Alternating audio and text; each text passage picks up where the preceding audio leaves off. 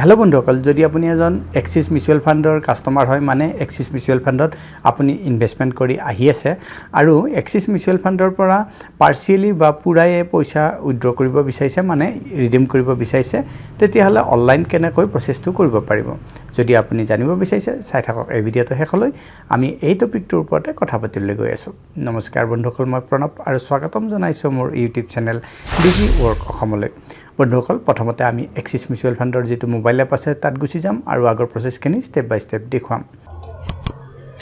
বন্ধুসকল, আপোনালোকে দেখা পাইছে আমি এতিয়া আমাৰ মোবাইলৰ স্ক্ৰীনত আহিছোঁ আৰু এক্সিছ মিউচুৱেল ফাণ্ডৰ যিটো মোবাইল এপ আছে সেইটো অ'পেন কৰি লৈছোঁ। এতিয়া ইয়াত লগইন বটনটোৰ ওপৰত ক্লিক কৰি আমি আমাৰ একাউণ্টত লগইন হৈ যাম। যেতিয়া আমি আমাৰ একাউণ্টত লগইন হৈ যাম, আমাৰ একাউণ্টৰ পৰ্টফলিঅ' ভেলু প্ৰথম স্ক্ৰীনখনতে এনেকৈ দেখুওৱা হ'ব। যিহেতু আমি ইয়াত উইথড্ৰ কৰিব লাগে, সেইকাৰণে লেফ্ট ছাইড টপ কৰ্নাৰৰ আমি দেখা পাম এটা 3টা লাইনৰ অপশ্যন, তাৰ ওপৰত ক্লিক কৰিম। তাৰ ওপৰত ক্লিক কৰাৰ পাছতে বহুত কেইটামান অপশ্যন ইয়াত খোল খাই যাব। তাৰ ভিতৰত আপুনি ট্ৰেনজেক্ট অপশ্যনটো বিচাৰিব লাগিব আৰু তাৰ ওপৰত ক্লিক কৰি দিব। আমি ট্ৰেনজেক্টৰ ওপৰত এতিয়া ক্লিক কৰি দিওঁ।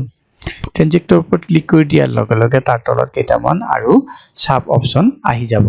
তাৰ ভিতৰতে ৰিডিম অপশ্যন এটা পাম, সেইটোৰ ওপৰত আমি ক্লিক কৰি দিম। ৰিডিমৰ ওপৰত ক্লিক কৰাৰ পাছত ৰিডিমৰ প্ৰচেছটো আৰম্ভ হৈ যাব। ইয়াত ষ্টাৰ্ট ৰিডিম কৰিবলৈ কোৱা হৈছে। প্ৰথমতে ইয়াত আপুনি দেখা পাব যিমানকেইটা স্কিমত আপুনি পইচা ইনভেষ্ট কৰি ৰাখিছে এক্সিছ মিউচুৱেল ফাণ্ডৰ, সেইকেইটা স্কিম ইয়াত দেখুওৱা হ'ব। তাৰ ভিতৰত কোনটো স্কিমৰ পৰা পইচা উইথড্ৰ কৰিব বিচাৰিছে সেইটো স্কিম আপুনি চিলেক্ট কৰিব লাগিব। আমি ধৰি লোৱা হওক এক্সিছ লাৰ্জ কেপ ফাণ্ডৰ পৰা পইচাটো উলিয়াব খুজিছোঁ, সেইকাৰণে সেইটো চিলেক্ট কৰি লওঁ। এতিয়া আমি সেইটো চিলেক্ট কৰাৰ পাছত তলত কণ্টিনিউ বুটামটো হাইলাইট হৈ যাব, তাৰ ওপৰত আমি ক্লিক কৰি দিম।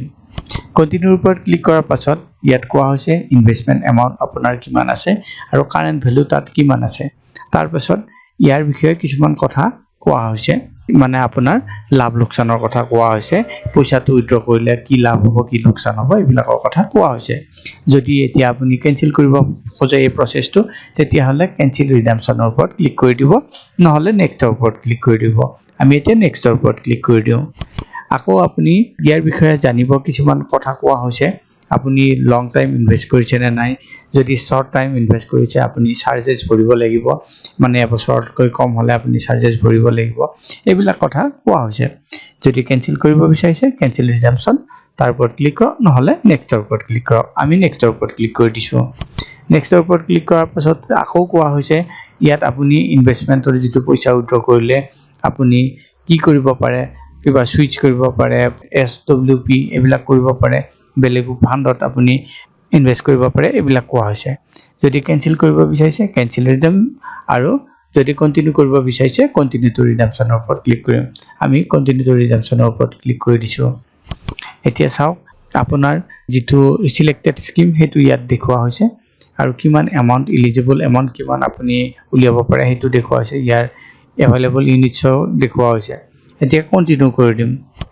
কণ্টিনিউ কৰাৰ পাছত আপোনাক সোধা হৈছে আপুনি কিয় পইচাটো ৰিডিম কৰিবলৈ বিচাৰিছে। ইয়াত 4টামান অপশ্যন আপুনি পাব। যদি আপোনাৰ ৰিলেটেড অপশ্যন হয় তেতিয়াহ'লে সেইটো চিলেক্ট কৰক, নহ'লে আদাৰৰ ওপৰত চিলেক্ট কৰি আপুনি লিখিব পাৰে। মই যিহেতু ইয়াত ইমাৰ্জেঞ্চি সময়ৰ কাৰণে পইচাটো উইথড্ৰ কৰিব বিচাৰিছোঁ, সেইকাৰণে আই নিড ইমাৰ্জেঞ্চি ফাণ্ড সেইটো চিলেক্ট কৰিম আৰু কণ্টিনিউ কৰি দিম। এতিয়া এইটো চিলেক্ট কৰি ল'লোঁ আৰু কণ্টিনিউ কৰি দিছোঁ। কণ্টিনিউ কৰাৰ পাছতে আপোনাক আৰু কেইটামান বস্তু চিলেক্ট কৰিবলৈ কোৱা হৈছে। ইয়াত আপুনি ফুল ৰিডামশ্যন কৰিব বিচাৰিছে নে পাৰ্চিয়েল ৰিডামশ্যন কৰিব বিচাৰিছে। আমি পাৰ্চিয়েল ৰিডামশ্যন কৰিব বিচাৰিছোঁ, পূৰা পইচা উইথড্ৰ কৰিব বিচৰা নাই। আকৌ সোধা হৈছে আপুনি এমাউণ্টৰ হিচাপত পইচাটো উইথড্ৰ কৰিব নে ইউনিটছৰ হিচাপত পইচাটো উইথড্ৰ কৰিব। আমি ইয়াত এমাউণ্ট চিলেক্ট কৰি ল'ম আৰু তলত পইচাটো কিমান এমাউণ্ট উলিয়াব বিচাৰিছে সেইটো এণ্টাৰ কৰিব লাগিব। আৰু যদি ইউনিট চিলেক্ট কৰে তেতিয়াহ'লে ইউনিটটো লিখিব লাগিব। আমি ইয়াত এমাউণ্ট চিলেক্ট কৰাৰ কাৰণে ইয়াত আমাৰ পইচাটো লিখিব লাগিব, কিমান পইচা উইথড্ৰ কৰিব বিচাৰোঁ। মই ইয়াত 50,000 টকা উইথড্ৰ কৰিব বিচাৰোঁ, সেইকাৰণে 50,000 লিখিলোঁ আৰু ৰিডিম নাওৰ ওপৰত ক্লিক কৰি দিম। যদি আপুনি কোনোবা এটা সময়ৰ কাৰণে শ্বেডুল কৰি ৰাখিব বিচাৰিছে ৰিডামশ্যনটো, তেতিয়াহ'লে শ্বেডুল ৰিডামশ্যনৰ ওপৰত ক্লিক কৰিব পাৰে। মই ইয়াত ৰিডিম নাও ৰাখিব বিচাৰিছোঁ আৰু সেইটো চিলেক্ট কৰি কণ্টিনিউ কৰি দিছোঁ। কণ্টিনিউ কৰাৰ পাছতে ৰিডামশ্যন এমাউণ্ট 50,000 দেখুওৱা হৈছে আৰু যদি এক্সিট লোড চাৰ্জ থাকিলে হয় তেতিয়াহ'লে ইয়াত দেখুওৱা হয় ইয়াত 0 দেখুওৱা হৈছে।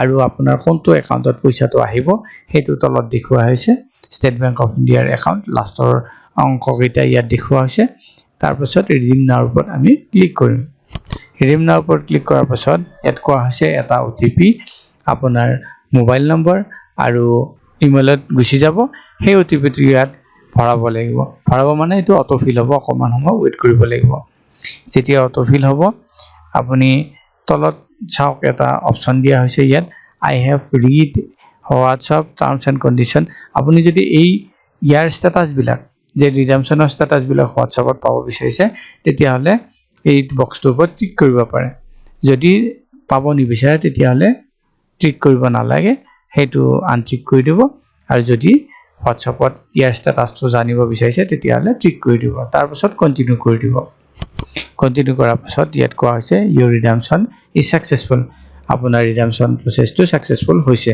the redeem amount will be reflected in your selected bank account redeem amount to আপোনাৰ selected bank accountত দেখুৱাব কিন্তু ইয়াৰ কাৰণে আপোনাক 3 দিন সময় লাগিব যিদিনাখনৰ processing date plus 2 days মানে আজি দিনটোত মই যদি প্ৰসেস কৰিছো আৰু 2 দিনৰ ভিতৰত মই পইচাটো পাম মানে টোটাল 3 দিনৰ ভিতৰত মোৰ পইচাটো একাউণ্টত আহি যাব যদি নাহে তেতিয়ালে আপুনি কাস্টমাৰ কেয়াৰ লগত কথা পাতিব পাৰে বন্ধুসকল এনেকৈ আপুনি যদি আপোনাৰ এক্সিস মিউচুৱেল ফাণ্ডৰ পৰা পইচাটো উইথড্ৰ কৰিব বিচাৰিছে ফুল বা পাৰ্সিয়াল তেতিয়ালে এই ধৰণে প্ৰসেসটো কৰিব পাৰে আশা কৰিছো এই ভিডিওটো আপোনালোকৰ পছন্দ হৈছে কেনেকৈ আপুনি এক্সিস মিউচুৱেল ফাণ্ডৰ পৰা পইচা উইথড্ৰ কৰিব পাৰে বা ৰিডিম কৰিব পাৰে তাৰ বিষয়ে জানিব পাৰিলে যদি এই ভিডিওটো পছন্দ হৈছে ভিডিওটো কৰক লাইক আৰু চেনেলটো সাবস্ক্ৰাইব কৰিবলৈ নাপাহৰিব পুনৰ লগ পাম আন এটা ভিডিওত তেতিয়ালৈ বন্ধুসকল নমস্কাৰ